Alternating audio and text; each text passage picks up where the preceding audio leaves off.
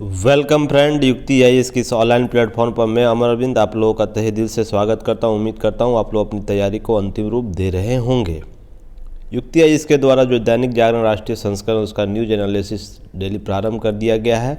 तो जो लोग अभी तक नहीं जुड़े हैं चैनल को सबसे पहले सब्सक्राइब कर ले, साथ ही साथ बेल आइकन को भी दबाएं ताकि सारे नोटिफिकेशन आप तक जल्द से जल्द पहुँचे और दैनिक जागरण राष्ट्रीय संस्करण का जो पीटी प्लस मेंस और इंटरव्यू ओरिएंट जो आप लोगों को न्यूज एनालिसिस कराया जा रहा है उसका आप लोग लाभ ले सकें। साथ ही साथ हमारे पुराने लिसनर और व्यूअर हैं वो चैनल को शेयर कीजिए ताकि और भी लोग हमसे जुड़ सके और इसका लाभ सभी लोगों तक पहुँचे, क्योंकि यह बहुत ही बेहतर प्रयास जो PT plus mains plus interview orient सारी चीज़ों को एक साथ कवर कराया जाता है।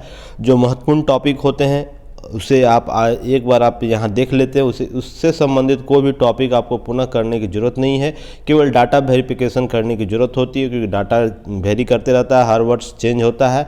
उसमें आप लोगों को ऐड करना है, मर्ज करना है, तो की पॉइंट आप बना के एक समग्र नोट्स तैयार कर सकते हैं। ऐसा एनालिसिस दैनिक जागरण राष्ट्रीय संस्करण में कराया जा रहा है। तो आज 13 फरवरी है, तो आज हम लोग बात करेंगे कौन कौन से महत्वपूर्ण टॉपिक है। तो चलिए, और युक्ति आईएएस के वेबसाइट और ऐप को भी डाउनलोड करते रहिए ताकि हमारा सपोर्ट आप लोगों का सपोर्ट हमें प्राप्त हो और हम और भी रिच इन सेगमेंट में होते चले जाएं और हम लोग बेहतर आप लोगों के लिए और भी बेहतर कार्य लेकर सामने प्रस्तुत हो सके। आप लोगों का सहयोग बहुत ज़रूरी है, क्योंकि यह एक नवीनतम प्रयास है और बेहतर करने के लिए और भी बेहतर सहयोग की आवश्यकता होती है। तो आप लोग प्लीज़ हमें सपोर्ट करें। चलिए आज हम देखते हैं आज की न्यूज़ में क्या है। यह पहला पैराग्राफ थोड़ा पॉलिटिकल है, तो इस पर हम लोग विचार कुछ नहीं करेंगे, क्योंकि हम लोग एस्पिरेंट है। एक एस्पिरेंट के तौर पर एग्जाम में हमें हमें कौन से न्यूज़ महत्वपूर्ण है उस पर विशेष ध्यान रखना है। तो सबसे पहले एक महत्वपूर्ण यहाँ पर आप लोग एक पहले ही पेज में आप लोग देख सकते हैं, देश की सबसे बड़ी बैंक धोखाधड़ी में फंस चुकी है। पुनः 13 जगह इस पर छापे हुए हैं। ABJ शिपयार्ड है पर केस दर्ज किया गया है। तो इस प्रकार के भारत में लगातार घटनाएं होती जा रही है। इससे संबंधित बहुत सी चीज़ें आप लोगों के यहाँ पर पेपर में दिया हुआ है, तो आप इससे न्यूज एनालिसिस कीजिए। 2019 में पहली बार शिकायत दर्ज कराई गई थी इससे संबंधित। तो 2019 से लेकर 2022 तक के क्या आंकड़े हैं, किस रूप से कार्य की संस्थाएं, इससे संबंधित और भी चीज़ें आप लोगों को दी हुई, किस प्रकार के धोखाधड़ी इस कंपनी ने किया। इसके अतिरिक्त हमें क्या जानना चाहिए बैड लोन्स के संबंधित, धोखाधड़ी से संबंधित, उस पर विशेष चर्चा करेंगे। तो देखते हैं की पॉइंट में क्या क्या चीज़ें शामिल की गई हैं। तो इसे मैं आज फुल स्क्रीन कर दूंगा, आप लोग अच्छे से देखिएगा। तो चलिए सबसे पहले देखते हैं क्या है बैड लोन्स की समस्या आप लोगों को जाननी चाहिए। बैड लोन्स, जब भी धोखाधड़ी के मामला या NPA का मामला आएगा तो उससे संबंधित गैर परिसंपत्तियों का मामला आएगा, तो वहाँ पर आपको बैड लोन्स की समस्या या बैड लोन होता क्या, इससे संबंधित आपको जानकारी होनी चाहिए। NCERT में इसका जिक्र होना चाहिए। तो सबसे पहले बैड लोन भारत में संचालित बैंकों और वित्तीय संस्थाओं के साथ 31 मार्च 2021 तक यह आंकड़ा RBI के द्वारा जारी किया गया है। 31 मार्च को पुनः 22 में आप लोगों का आंकड़ा RBI के द्वारा जारी किया जाएगा। तो ये आंकड़ा विगत वर्ष का ही है। यह 31 मार्च तक जो भी एग्ज़ाम होंगे इसके लिए उपयोगी होगा, तो उससे ही मान के चल सकते। उसमें ऐड भी आप लोगों को करना होगा जब आएगा नेक्स्ट 31 मार्च 2022 को आंकड़ा जब आएगा। तो इस 31 मार्च 2021 तक भारत में कितना था बैड लोन्स, कितना था 4.92 लाख करोड़ रुपए का लोन फर्जीवाड़ा हुआ है, जिसे हम कहीं ना कहीं NPA के रूप में जानते हैं, गैर परिसंपत्तियों के रूप में जानते हैं। तो बैड लोन्स कितना फर्जीवाड़ा कितना हुआ है, तो सबसे पहले आप लोगों को 4.9 लाख करोड़, तो समझिए कितनी बड़ी राशि है, इतने की धोखाधड़ी हो चुकी है। इसमें सभी बिजनेस घराने के लोग, लगभग बिजनेस घराने के लोग, बहुत लोग तो देश छोड़ के भाग गए हैं, जिनमें सभी लोगों का नाम आप लोग को पता है। इससे संबंधित आप लोग जाइए, न्यूज एनालिसिस में है, वहाँ पर आप लोगों को और भी आप लोगों को वहाँ पर बताया गया है। तो उस न्यूज एनालिसिस को जरूर देखिएगा। इसमें निजी और सरकारी बैंक दोनों शामिल है। ऐसा नहीं कि केवल सरकारी बैंक ही में धोखाधड़ी होता है, निजी बैंकों में भी धोखाधड़ी हो रहा है। तो इसमें दोनों ही बैंकों में ये घटनाएं घट रही है। आरबीआई द्वारा मार्च में जारी किए जाने वाले रिपोर्ट में लगभग 7 लाख करोड़ से अधिक बेड लोन होने की संभावना व्यक्त की जा रही है। ये समझिए कितना लाख करोड़ का बेड लोन्स की समस्या आने वाली है मार्च तक, ऐसी उम्मीद जताई जा रही है। इसके आसपास ही आंकड़े होंगे, ऐसे इकोनॉमिस्ट हैं, उनके ये आकलन किया गया है। तो समझिए कितनी बड़ी समस्या है जब 7 लाख करोड़ का बेड लोन्स होने वाला है। तो इससे संबंधित जो भी चीज़ें हैं चलिए देखते हैं। भारत में 90 बैंकों के वित्तीय संस्थानों 31 मार्च 2023 धोखाधड़ी के कितने मामले दर्ज किए गए? 45,000 लगभग 613 मामले दर्ज किए गए हैं। इस प्रकार के बेड लोन्स जो कि कुल लोन का जो भी कुल लोन जारी किया जाता है सार्वजनिक और निजी बैंकों द्वारा उसका मात्र 4.5% है, 4.5% है और 4.5% है, और जिसकी आंकड़ा जो माना जाए रुपयों में तो कितना है 4.92 लाख है। तो इससे आप डाटा को थोड़ा सा देख लीजिएगा या आप लोग पुट कीजिएगा आंसर राइट में। और भी कुल लोन्स जो फ्रॉड होते हैं उसमें शीर्ष 5 बैंकों, शीर्ष टॉप 5 बैंक में ही 42% के मामले दर्ज किए गए, और ये सभी सरकारी है न कि निजी है। तो ध्यान रखिएगा कितने हैं निजी। जब सरकारी बैंक की मांग की जाए तो जिसमें कुल बेड लोन्स का 42% योगदान यह करता है। तो समझिए कितनी बड़ी राशि यहाँ पर बेड लोन्स के रूप में सरकारी बैंकों में आता है। एक बात और भी याद रखिए, यहाँ पर 20,000 या उससे अधिक 20,000 करोड़ या उससे अधिक बेड लोन वाली बैंक कौन कौन सी, उसे एक नज़र देख लीजिएगा। जैसे एसबीआई है जिसमें फर्जीवाड़ा हुआ है या बेड लोन्स की संख्या जो है 54,006 है, जिसमें 78,072 करोड़ रुपए की धोखाधड़ी के मामले दर्ज किए गए हैं, बेड लोन के मामले दर्ज किए गए हैं। उसी प्रकार PNB, bank of Baroda, union bank, bank of India, bank of Baroda, ICICI bank और आईडीबीआई बैंक जो है, इनकी सभी राशियां यहाँ पर आपको दी हुई है। आप लोग इसे की नोट्स के रूप में शामिल कर लीजिएगा। कैनरा बैंक भी आपको 20,000 करोड़ से अधिक की राशि का गैर निष्पादित परिसंपत्तियों के रूप में बेड लोन्स के मामले दर्ज किए गए हैं इन सभी बैंकों में।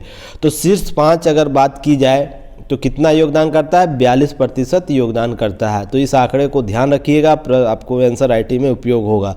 साथ ही साथ आगे देखते हैं गैर निष्पादनकारी परिसंपत्तियाँ क्या होती है। जब भी बेड लोन्स की बात होगी या धोखाधड़ी, बैंक धोखाधड़ी या वित्तीय संस्थाएं धोखाधड़ी की बात होगी तो एनपीए की चर्चा जरूर होगी। तो एनपीए क्या है, नॉन परफॉर्मिंग एसेट क्या होता है, इसके संबंध में आप लोग जानकारी होनी चाहिए।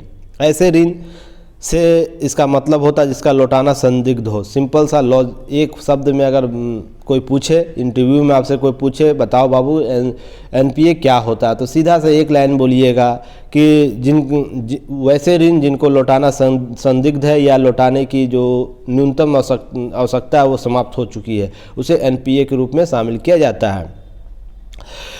एनपीए परिसंपत्तियां किसी भी अर्थव्यवस्था के लिए एक बोझ होती है, देश की बैंकिंग व्यवस्था को रुग्ण बनाती है, अर्थात उस पर बहुत से अवरोध उत्पन्न करना शुरू कर देती है, क्योंकि ये बहुत बड़ा अमाउंट होता है। इससे बैंक के क्रेडिबिलिटी पर सवाल उठने लगता है और बैड बैंक की अवधारणा विकसित होती है। जब आप बेसल पढ़िएगा, एक सेकंड, जब बेसल पढ़िएगा, बेसल 1, बेसल 2, बेसल 3, इस पर जाइए, वीडियो बना हुआ है, बेसल पर वीडियो बना हुआ है, न्यूज एनालिसिस पर। इसलिए मैं बार बार कहता हूँ कि जो भी UCTI इसके द्वारा न्यूज एनालिसिस किया गया है उसके विगत जो भी न्यूज एनालिसिस उसको एक बार ज़रूर देख लीजिए। एक बार देखने से होगा क्या कि बहुत से कॉन्सेप्ट आपके पहले बता दिए गए हैं, वहाँ से आपको सारे क्लियर हो जाएंगे, क्योंकि ये जो न्यूज एनालिसिस किया जा रहा है यह मेंस ओरिएंट है प्लस इंटरव्यू ओरिएंट है। तो आप लोग देखिएगा, यहाँ से प्रश्न आपको डायरेक्ट यहाँ से देखने को मिलेंगे और आपका जो लेखन शैली वो समृद्ध होगा।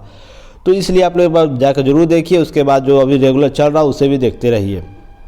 चलिए, क्या हो गया, जो बेसल पढ़ते हैं वहाँ पर बेड बैंक का अवधारणा आता है। कौन सा बेड बैंक है? यहाँ बेड लोन की बात मैं नहीं कर रहा हूँ, बेड बैंक की बात हो रही है। तो वो क्या है, बेसल 1, बेसल 2, बेसल 3 जो है उससे संबंधित नियम कानून बनाए गए हैं, वहाँ पर आप लोग देख सकते हैं। पिछले कुछ वर्षों से बेड लोन और बेड एसेट खराब परिसंपत्तियां की बेतहाशा वृद्धि हुई है, दर्ज की गई है।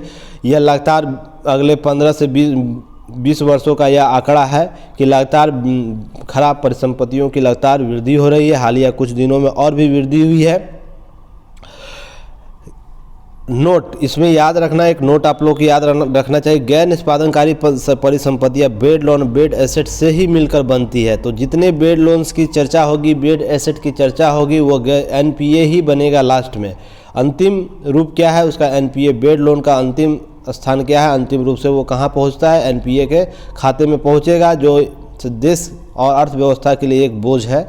या इसका निदान बहुत ज़रूरी हो जाता है। आरबीआई द्वारा क्या कदम उठाए गए, आप लोगों को ध्यान रखना चाहिए। आरबीआई ने क्या कदम उठाए इस संबंध में? तो भारतीय रिजर्व बैंक ने सामरिक ऋण पुनर्गठन SDR एक कॉन्सेप्ट लेकर आई थी। इसके तहत इन संपत्तियों का पुनर्निर्धारण किया जाता है। SDR के तहत यदि कोई कंपनी या संस्था ऋण नहीं चुका पा रही है, उसे डिफॉल्टर कंपनी के प्रबंधन बैंक की बड़ी भूमिका निभा सकते हैं। इससे संबंधित नियम और कानून बनाए गए थे। इस पर एक बार आप लोग सर्च कर लीजिएगा गूगल पर, यह क्या होता है इस पर, क्योंकि सारे चीज़ों को अगर मैं लिखूं तो वीडियो बहुत लंबा हो जाता है। इसलिए जितना मैं लिखता हूं उसको आप लोग अगर कहीं और भी एक्स्ट्रा है तो आप लोग गूगल पर ज़रूर सर्च कीजिए, अपने की नोट्स में शामिल कर लो। उसके बाद ऋण खाता का एनपीए बनने से पूर्व एनबीएफसी को निम्नलिखित टेबल के अनुसार 3 उप श्रेणियों के साथ उप परिसंपत्ति श्रेणी और विशेष वर्णन खाता SMA के रूप में वर्गीकृत किया गया है, जिससे एनपीए का वर्गीकरण हो जाता है। तो यह नियम आपको लाया गया था आरबीआई के द्वारा। यह 2014 में अवधारणा विकसित की गई थी। उससे पूर्व आकलन का विधि कुछ और ही था, पर 14 के बाद यह आकलन तीन श्रेणियों में होता है, SMA 0, 1 और 2। तो ये 3 वर्गीकरण किया जा रहा है 14 से ही। तो आपको पीटी में यहाँ से प्रश्न पूछ सकता है, गैर परिसंपत्तियों का वर्गीकरण, नवीनतम वर्गीकरण किस वर्ष से प्रारंभ किया गया? तो 2014 से। या SMA का जो परिसंपत्तियां वर्गीकरण है वो कब से प्रारंभ किया गया था? 2014 से। तो पीटी में आपको प्रश्न यहाँ से पूछ सकता है। तो SMA 0 के तहत कौन सी परिसंपत्तियां शामिल होती? जो मूलधन और ब्याज का भुगतान 30 दिन से अधिक समय से बकाया न हो। जो ऐसी राशियां जो 30 दिन से अधिक बकाया न हो किंतु खाते में आरंभिक दबाव चिन्ह दिखाई देते हों, जैसा कि 30 जनवरी 2014 की संरचना का अनुबंध को वर्णित करता है। अर्थात 14 के जो आरबीआई के द्वारा मापदंड तय किया गया उस समय की बात हो रही है। उस समय के आप लोगों को चीज़ों को देख के ध्यान में रखना है कि मूलधन और ब्याज कितने दिनों तक? 30 दिनों या अधिक समय तक नहीं बकाया गया। यह आरबीआई के वेबसाइट से लिया गया है। तो इस पर आप लोग डॉट मत कीजिएगा कि यह कुछ गलत है, क्योंकि आरबीआई इसी प्रकार से स्पष्टीकरण करता है। फिर नेक्स्ट है SMA 1 क्या कहता है? 1 क्या कहता है? जिसमें 31 से 60 दिनों के बीच बकाया मूलधन और ब्याज का भुगतान नहीं किया गया, उन राशियों को SB1 श्रेणी में रखा जाएगा। SB2 श्रेणी में किसे रखा जाएगा? जो 61 से 180 दिनों के बीच बकाया मूलधन या ब्याज के भुगतान के रूप में जो भुगतान नहीं हो सकेगा, उसको इस श्रेणी में SMA के श्रेणी 2 में रखा जाएगा और बाद में यह एनपीए के खाते के रूप में वर्गीकृत कर दिया जाएगा। तो ऐसी वर्गीकरण के रूप में परिसंपत्तियों का वर्गीकरण किया जाता है। तो आप लोग इसे ध्यान में रखिएगा, कैसे वर्गीकरण होता है, किस रूप से होता है, क्योंकि यह प्रश्न पीटी में बार बार पूछा गया। यूपीएससी में तो यहाँ से बार बार प्रश्न पूछे जाते हैं। एनपीए कितने दिनों का खाता है? SB1 0 होता है, SMA 0 होता है, SM 2 होता है, SM 1 होता है। तो ये प्रकार से आपको प्रश्न पूछे जाते हैं। इंद्रधनुष कार्यक्रम सरकार के द्वारा चलाए गए, यह बहुत ही महत्वपूर्ण है। जब भी एनपीए की चर्चा होगी इसे आप लोग ज़रूर लिखिएगा, क्योंकि यह बहुत ही रोड मैप है जिसमें एनपीए के खाते गैर परिसंपत्तियों को खातों को सुधार करने के लिए ज़रूरी है। जैसे 2015 में यह शुरुआत की 7 सूत्रीय इंद्रधनुष योजना लागू किया गया, जिसके तहत पारदर्शिता लाना, एनपीए में कमी लाना और बैंकों का प्रदर्शन सुधारना एक मुख्य लक्ष्य रखा गया है। इस इंद्रधनुष योजना के तहत स्वास्थ्य विभाग में भी इंद्रधनुष कार्यक्रम चलाया जा रहा है। तो आप लोग ध्यान रखिएगा कि इंद्रधनुष दोनों को मिला नहीं देना है। बैंक के लिए इंद्रधनुष योजना है। और कमेंट बॉक्स में बताइए आप लोग स्वास्थ्य विभाग के लिए जो योजना चलाई जा रही है इंद्रधनुष का पूर्ण नाम क्या है।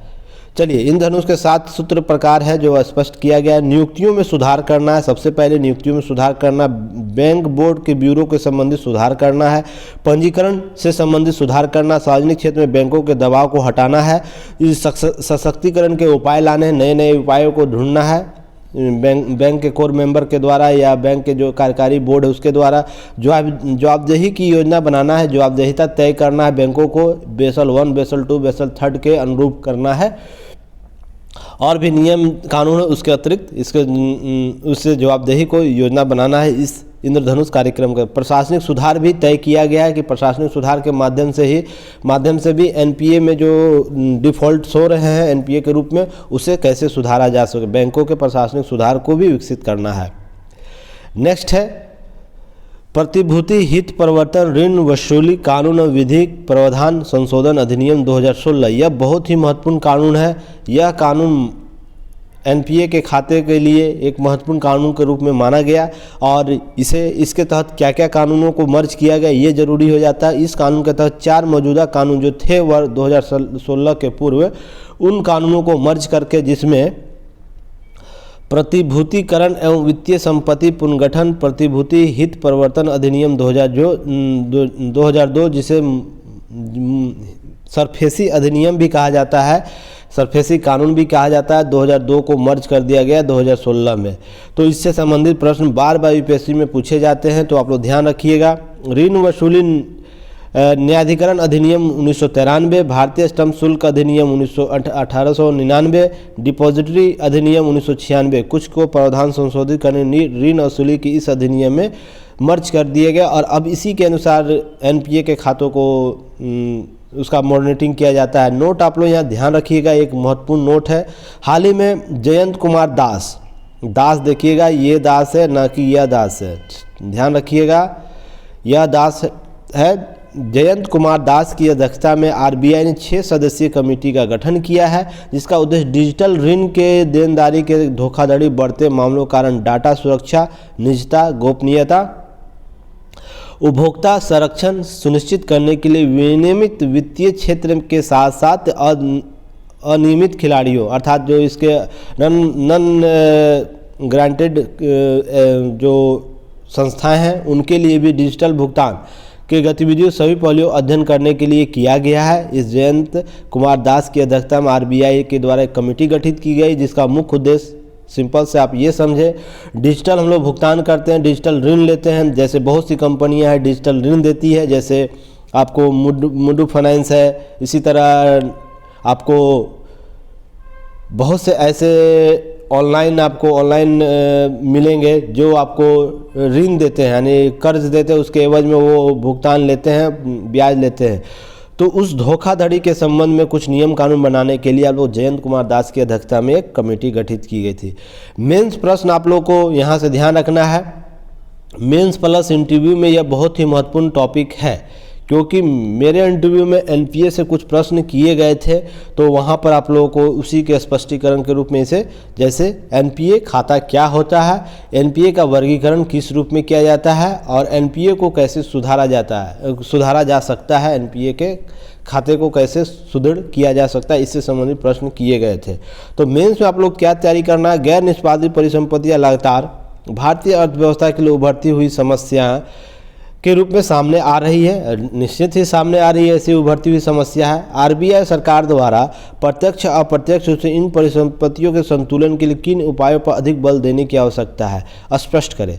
सरकार के जो मौजूदा जो नियम कानून है वो क्या अतिरेक है, वो काफ़ी है, या इसके अतिरिक्त और भी ऐसे कुछ बेसिक्स टर्म्स कंडीशन होने चाहिए जो बैंकों के लिए बेड लोन्स की संख्या जो बढ़ती जा रही है उसका निराकरण हो सके। तो इस संभावी है कि या और भी आवश्यकताओं पर बल देना, जहां सरकार के कुछ ऐसे बात छूट जा रहे हैं तो आप लोग को सुझाव देना है इसमें। तो आप लोग मेंस का राइटिंग का प्रैक्टिस जरूर करिए। युक्ति आईएएस का टेलीग्राम चैनल बना हुआ है, आप लोग वहाँ जाके युक्ति आईएएस का आपको टेलीग्राम चैनल में लिंक डिस्क्रिप्शन बॉक्स में दिया रहता है, तो आप लोग वहाँ जुड़ के अपने आंसर राइटिंग को सेंड कर सकते हैं। और दिए गए नंबर जो वेबसाइट पर है या ऐप पर है, आप उससे कांटेक्ट भी कीजिए। हमारा टेलीग्राम पर आप ऐड होकर अपना आंसर राइटिंग भेजते रहिए, और उसका जो भी होगा हम लोग मेरे द्वारा उसका आकलन करके आप लोगों को नोटिफाई करते रहेंगे हम लोग कि कहाँ सुधार की आवश्यकता है।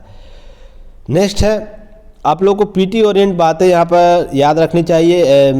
जो आईपीएल है उसमें नीलामी प्रारंभ हो गई खिलाड़ियों के, जिसमें ईशान किशन हालांकि सबसे कल तक के सबसे महंगे खिलाड़ी थे। उसके बाद आपको केएल राहुल अभी 17 करोड़ के राशि से सबसे बड़े खिलाड़ी बन गए हैं। तो कौन कितना में बिक रहा है, इससे राशि आपको पीटी में प्रश्न देखने को मिल सकता है। तो आप लोग ध्यान रखिएगा कौन से टीम के द्वारा सबसे ज़्यादा बोली लगाई गई है, कितने टीम शामिल हुए, यहाँ से पीटी ओरिएंट बातें आप लोगों को ध्यान में रखना होगा। नेक्स्ट है, आप लोगों को ध्यान रखना है यहाँ पर पीटी ओरिएंट क्या है। देखिए, एक पीटी ओरिएंट बात है, बाबा साहब के जीवन जो हैं उनकी दुनिया का विश्व का सबसे बड़ा एयर शो चलाया जाएगा। सबसे बड़ा शो 25 से शुरू हो रहा है, 25 से जो 12 मार्च तक चलेगा। तो इससे संबंधित आपको पीटी ओरिएंट बातें आप लोगों को प्रश्न आपको क्वेश्चन आप लोगों को आ सकता है। तो आप लोग इससे संबंधित प्रश्न देख लीजिएगा, कहीं ना कहीं प्रश्न आपके आने वाले एग्जाम में देखने को मिल जाएगा। नेक्स्ट है, इस पर मैंने टेलीग्राम पर, फेसबुक ग्रुप पर सभी जगह इससे संबंधित जो प्रोग्राम सरकार की थी इसका मैंने पिक सेंड किया था। देखिए, आज उसमें आप लोग एयर शो में भाग लेने सिंगापुर पहुंची कितनी 44 सदस्यीय टीम। तो पीटी ओरिएंट बातें यहाँ से पूछ सकता है, क्या पूछ सकता है, कितने सदस्यीय टीम दस्ता सिंगापुर में एयर शो में भाग लेने के लिए भाग लिया। एयर शो में कौन सा विमान गया, तेजस गया है, तेजस। और यह कितने दिवसीय है, 4 दिवसीय है यह एयर शो। तो इसमें भाग लेने के लिए भारतीय दल के 44 सदस्य 4 दिनों के एयर शो में भाग लेने के लिए पहुंच चुकी है। तो इससे संबंधित आपको पीटी ओरिएंट बातें देखने को मिलेगी, तो आप लोग देख लीजिएगा। चलिए नेक्स्ट बात करते हैं, क्या है नेक्स्ट है। आप लोग थोड़ा शेयर भी करते रहिए हमारे चैनल को, क्योंकि आप लोग का सपोर्ट बहुत ज़रूरी है। हम लोग जिस प्रकार से मेहनत कर रहे हैं आप लोग सपोर्ट करते रहिए, ताकि और भी हम लोग बेहतर तरीके से आप लोगों को सामने सारे परीक्षा ओरिएंट जो एग्ज़ाम ओरिएंट बातें हैं और एग्ज़ाम ओरिएंट टॉपिक्स है उसको लेकर आए। हम लोग की टीम और भी बिल्डअप हो। आप लोग देख रहे होंगे हमारे टीम में कौन कौन से लोग हैं जो इंटरव्यू तक पहुंचे हुए हैं, जो आपको आईएलओ में हमारा प्रतिनिधित्व देश का कर चुके हैं। ब्रांड एम्बेसडर भारत सरकार और बिहार सरकार के हमारे टीम में शामिल है, और भी बहुत से लोग IITian को हम लोग शामिल करने का रिक्रूटमेंट चल रहा है। तो देखिए, आप लोग सपोर्ट कीजिए हमारा, जब तक सपोर्ट नहीं कीजिएगा हम लोग आगे नहीं बढ़ पाएंगे। तो जो YouTube पर हमारा सब्सक्राइबर है वो संख्या बहुत ही कम है। जो जिस प्रकार से हम लोग मेहनत कर रहे हैं, जिस रूप से न्यूज एनालिसिस का एक सेगमेंट पुनः लेकर आया गया, और भी बहुत से प्रोग्राम चलाए जा रहे हैं, तो कृपया कर सपोर्ट कीजिए, अपने दोस्तों तक इस बात को पहुंचाइए कि एक बार विजिट करके जरूर देखिए क्या आप लोग के लिए बेहतर एग्जाम ओरिएंट। मैं यहाँ पर बनी बनाई बातों को नहीं लेकर आता हूँ, जो एग्जाम ओरिएंट बातें टू दी पॉइंट में बात करता हूँ, ताकि आप लोग एग्ज़ाम कम समय में अधिक क्योंकि हम लोग बहुत सी ऐसी गलतियाँ एग्जाम के दौरान करते हैं जो आप लोगों को एग्ज़ाम होने के बाद उसका अफसोस होता है। तो जो हम लोग जिस चीज़ को हम लोग महसूस किए हैं उसी कमी को दूर करने के लिए प्रयास किया गया है। तो आप लोग हमारा सपोर्ट करते रहिए और लोगों तक युक्ति आईएएस को भेजिए, वहाँ तक पहुँचाइए, अपने फ्रेंड सर्किल में जितने हो सके शेयर कीजिए, एक बार विजिट करने को बोलिए, क्योंकि यह बेहतर प्रयास है, बेहतर आप लोगों को समाधान देकर रहेगा। चलिए एक सके आप लोग यहाँ पर कुछ बातें हैं, मैं यहाँ पॉलिटिकल बात नहीं कर रहा हूँ, यहाँ पर परिवार केंद्रित पार्टियों पर एक टॉपिक होता है परिवारवाद। तो इस टॉपिक को आप लोग जरूर देखिएगा, एग्जाम ओरिएंट है, मेंस ओरिएंट बातें हैं, यहाँ पर प्रश्न पूछे जा सकते हैं। तो इसमें कुछ कुछ पॉइंट है, आप लोग जरूर देख लीजिएगा। नेक्स्ट आप लोग को यहाँ पर एक बार इस सरकार की नीति क्या है, सरकार का क्या कॉन्सेप्ट है, क्योंकि हम लोग एग्ज़ाम देंगे उससे मेंस में आप लोगों को सरकार की बातों को लिखनी होती है, इसलिए बीज से लेकर बाजार तक हमने किसानों को हर सुविधा दी है। इससे संबंधित बातें आप लोगों को सरकार के द्वारा कल प्रधानमंत्री का इंटरव्यू हुआ था, उसमें आपको बहुत से टॉपिक पर सरकार का स्पष्ट अपना बात रखी गई, स्पष्ट बातों को किया गया क्या क्या उन भ्रांतियों को दूर करने का प्रयास किया गया, उससे कुछ की पॉइंट आप लोग को नोट डाउन कर लेना है। इस पेज को जरूर आप लोग आज पढ़ के इसके की पॉइंट को बनाइएगा। यहाँ से बहुत से आप लोगों को सरकारी आंकड़े प्राप्त हो जाएंगे जो आपके आने वाले मेंस में बहुत ही उपयोगी होगा। चलिए नेक्स्ट देख लेते हैं। चलिए नेक्स्ट टॉपिक क्या है, यूनिफॉर्म सिविल कोड के संबंध में बात की गई है। भाजपा सरकार जो उत्तराखंड में आएगी तो वहाँ पर क्या लाएगी, यूनिफॉर्म सिविल कोड। इस पर आपको वीडियो एनालिसिस किया हुआ है, तो आपको प्लीज़ जाकर आप प्लेलिस्ट में जाइए न्यूज एनालिसिस 2021 में, वहाँ पर आपको यूनिफॉर्म सिविल कोड के संबंध में आपको पूरी विस्तृत जानकारी दी हुई है। तो आप लोग वहाँ से जाकर देख लीजिए, क्योंकि एक ही चीज़ को फिर यहाँ पर मैं एनालिसिस करूँ उचित नहीं है। क्यों समय वेस्ट करना किसी चीज़ पर, जब एक जगह किया हुआ तो आप लोग जाके देखिए। चलिए नेक्स्ट है, नेक्स्ट आप लोगों को ध्यान रखना है यहाँ पर, यह बहुत ही महत्वपूर्ण है। देखिए सरकार national NCS national career service का प्रोग्राम चलाया जा रहा है सरकार के द्वारा। ई पोर्टल उद्यम पोर्टल से जोड़ने की बात की गई है, जिससे संबंधित न्यूज़ आप लोगों को है। रोजगार, सामाजिक रोजगार परक बातें की गई है, किस रूप से क्या काम कर रही है सरकार, तो आप लोग ध्यान रखिएगा। यहाँ पर बातें की गई है। अब चलिए हम की नोट्स देख लेते हैं, क्या है की नोट्स, थोड़ा सा इसे फुल स्क्रीन कर लेते हैं। चलिए एक सेकेंड। हाँ, के राष्ट्रीय कैरियर क्या है, राष्ट्रीय कैरियर आप लोगों को ध्यान रखना है। राष्ट्रीय कैरियर सेवा नेशनल कैरियर सर्विस क्या है, इस पर आप लोगों को विस्तृत चर्चा करनी है। क्या है चलिए देख लेते हैं। एक सेकेंड, चलिए आइए, यहाँ पर फुल हो गया। चलिए क्या है, राष्ट्रीय कैरियर सेवा प्रधानमंत्री नरेंद्र मोदी के द्वारा 20 जुलाई 2015 में शुरू किया गया था। एक पंचवर्षीय मिशन मोड योजना था राष्ट्रीय कैरियर सेवा। पोर्टल श्रम और रोजगार मंत्रालय के अधीन कार्य करता है। तो सबसे पहले पीटी में आप लोग यहीं से प्रश्न पूछ सकता है, राष्ट्रीय कैरियर सेवा कहाँ किस रूप से कार्य करती है, किस मंत्रालय के तहत कार्य करती है। तो चलिए फिर नेक्स्ट है यह राष्ट्रीय ICT आधारित युवाओं को पोर्टल और संख्याओं सुनहरे अवसर प्रदान करता है, कनेक्ट करता है, मुख्य रूप से विकसित करता है। यह एक प्लेटफॉर्म उपलब्ध करा जहां नौकरियां आप तलाश कर सकते हैं, रोजगार तलाश कर सकते हैं। सभी लोगों को यह कौशल, कैरियर सलाहकार आदि पंजीकरण के लिए एक बार विजिट जरूर कीजिए। NCSGOV.in पर आप लोग एक बार जरूर विजिट कीजिएगा। सरकार का पोर्टल है, वहाँ पर बहुत सी चीज़ें आप लोगों को जानकारी प्राप्त होगी। भारत में 1500 रोजगार कार्यालयों या 200 मॉडल कैरियर केंद्र के नेशनल कैरियर सर्विस पोर्टल से जोड़ा गया है। अभी तक जोड़ दिया गया है 2015 से लेकर अब तक। इसके आंकड़े दिन प्रतिदिन चेंज होते रहते, इसलिए आंकड़े पर थोड़ा सा विशेष ध्यान रखिएगा आप लोग। नेशनल कैरियर सर्विस पोर्टल क्या है, मुख्य पेज पर ही घर से काम करने नौकरियां, work for home job, online प्रशिक्षण कार्यक्रम एक विशेष लिंक उपलब्ध कराता है, जहां पर आप घर से बैठे ही वर्क करने के लिए बहुत से रोजगार के लिंक वहां उपलब्ध है। तो आप लोग वहां जाके एक बार देख सकते हैं जिनको रोजगार की आवश्यकता है। ई श्रम पोर्टल क्या है, इस पर एक बार हम लोग देख लेते हैं। श्रम और रोजगार मंत्रालय असंगठित कामगारों को एक राष्ट्रीय डेटाबेस बनने के लिए ई श्रम पोर्टल विकसित किया है। तो किनके लिए, असंगठित कामगारों के लिए, जिनके आधार से जोड़ा जाएगा, लिंक किया जाएगा। तो यहाँ प्रश्न आपको ध्यान में रखना है कि पीटी ओरिएंट बातें क्या है, किस मंत्रालय द्वारा किन कामगारों के लिए एक राष्ट्रीय डेटाबेस बैंक है और ई पोर्टल विकसित किया जिसका आधार से लिंक जरूर कराया जाएगा। तो आप लोग अच्छे से, जिन लोगों के द्वारा ई पोर्टल श्रम पोर्टल में लिंक कराया जा रहा है, तो ध्यान से आप लोग करिए।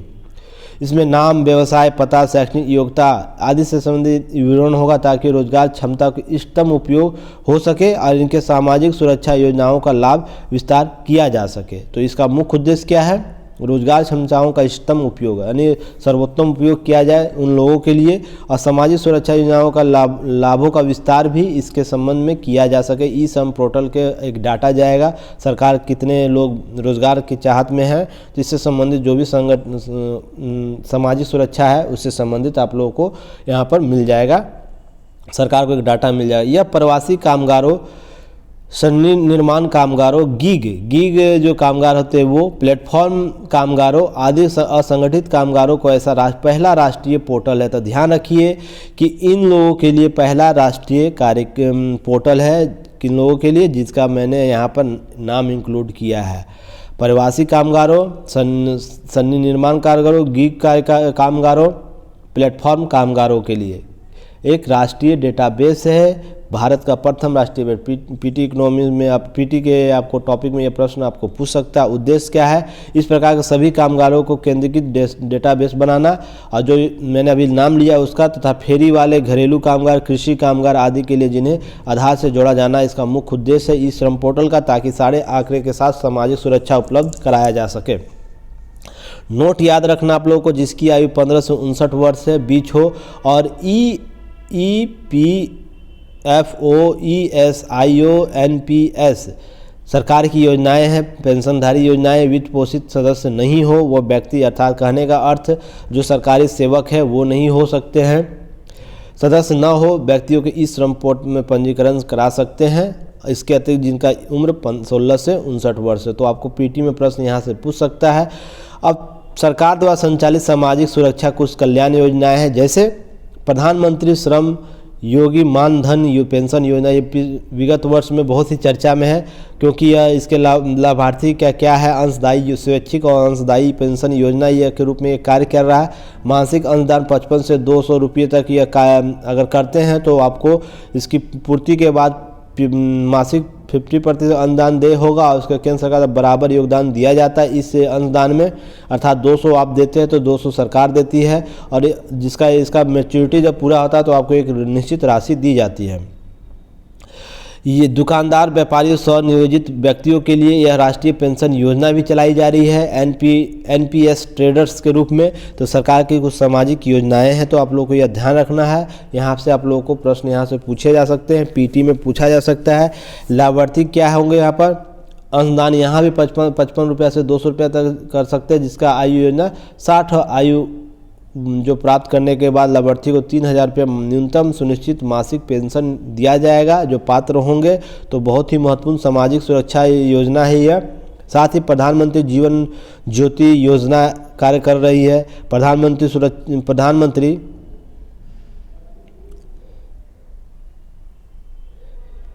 एक सेकेंड हाँ, थोड़ा सा हो जाता है। हम लोग कहाँ थे? यहाँ थे। प्रधानमंत्री सुरक्षा बीमा योजना चलाई जा रही है। अटल पेंशन योजना। तो जितनी भी योजनाओं का नाम मैं ले रहा हूँ उस पर एक नज़र गूगल सर्च कर लीजिएगा, या आप लोग के पास होगा नोट्स तो उससे ज़रूर देख लीजिएगा।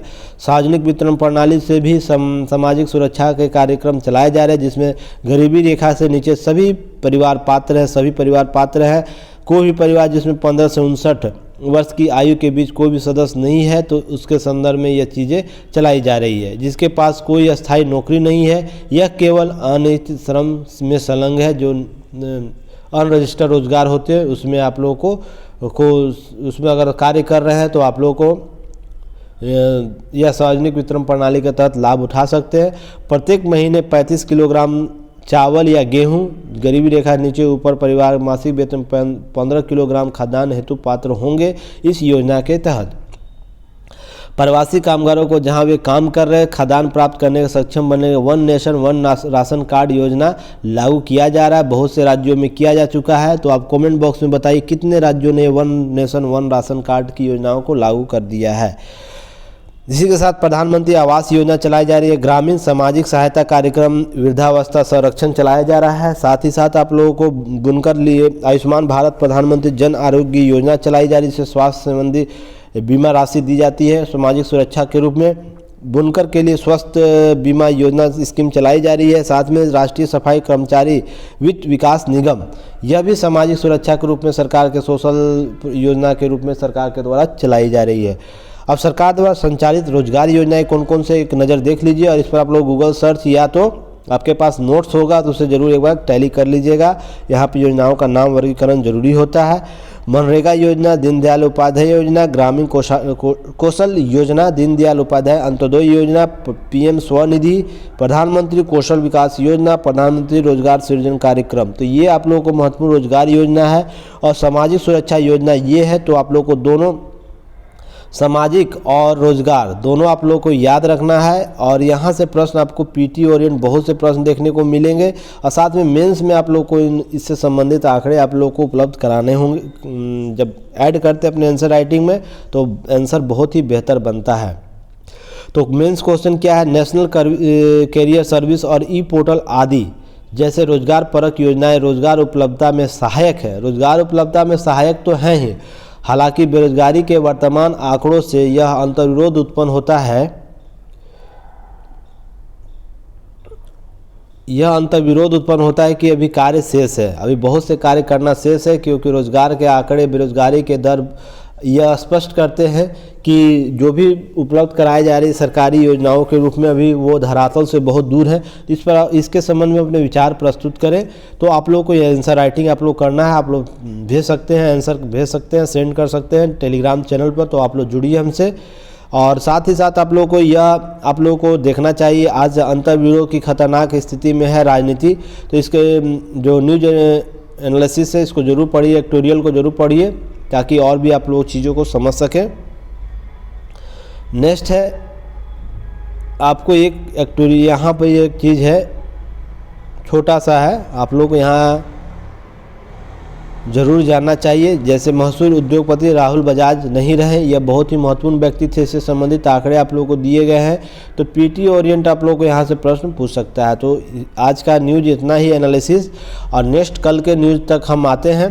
तब तक के लिए आप हमारा सपोर्ट करते रहिए, ताकि हम और भी बेहतर करते रहें, हमारे प्रेरणा मिलते रहे कि हम बेहतर कार्य कर रहे हैं। क्योंकि जब तक आप लोगों का सपोर्ट नहीं होगा हम लोग आगे नहीं बढ़ पाएंगे। इसलिए कल तक के लिए मैं अमर अरविंद आप लोगों से विदा लेता हूं। जय हिंद। और भी सेगमेंट हमारे कुछ समय के बाद उपलब्ध होते जाएंगे आप लोग, तब तक के लिए बने रहे युक्ति IAS के साथ। जय हिंद।